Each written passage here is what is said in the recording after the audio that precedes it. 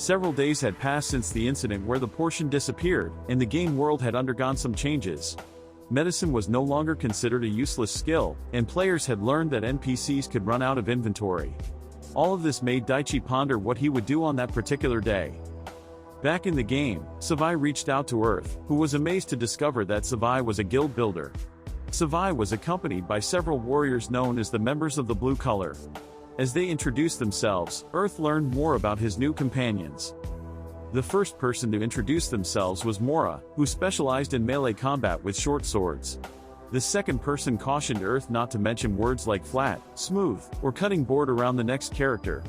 This character turned out to be Rage, a tank who wielded a one-handed battle axe and a shield, specifically designed to draw enemy aggression. Lastly, there was Kazumi, a swordsman who used a bastard sword. Earth was about to share information about his own character, but his new comrades stopped him, as he was already known to be a powerful character by everyone. With 4 melee fighters, 1 mage, and an archer, Earth couldn't help but feel that their party was not balanced.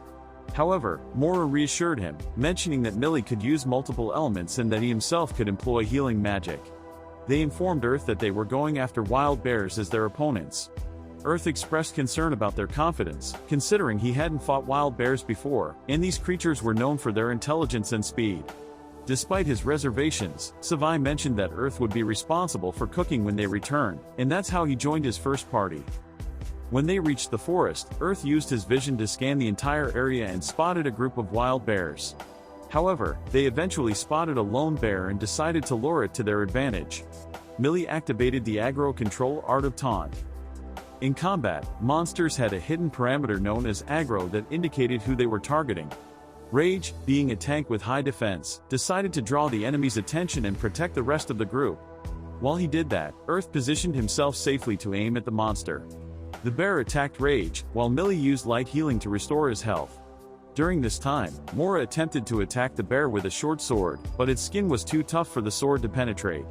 Savai also tried to engage the bear, realizing how strong it was. Millie then suggested using a spell, which had some effect, but the bear held its ground, leaving the group in a precarious situation. Earth felt confused but knew he had to make a decision. He resolved to aim at the bear's weak spot, recognizing that he had only one chance. He took a shot and hit the bear on the forehead, enraging the monster. The group became frightened, unsure of what to do. Earth summoned his courage and used a wind skill he had acquired at level 15.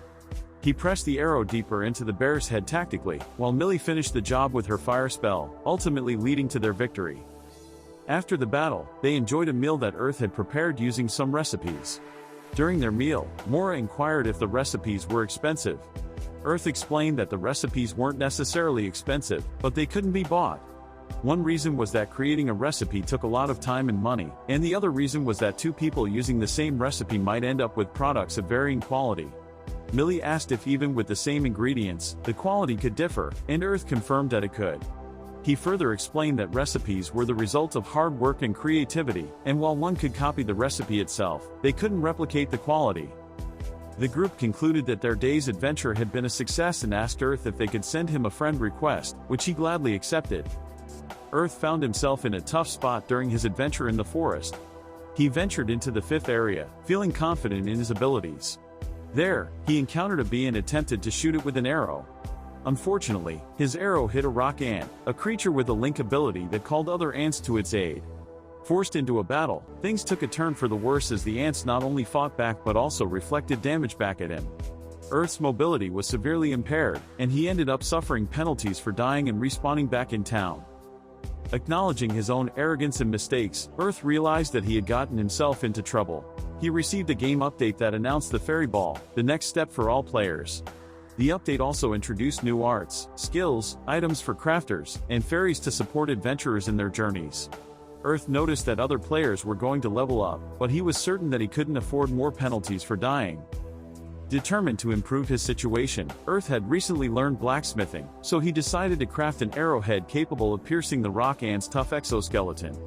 He used 2 types of iron, one for piercing and one for bludgeoning, and crafted arrowheads that were effective against these creatures.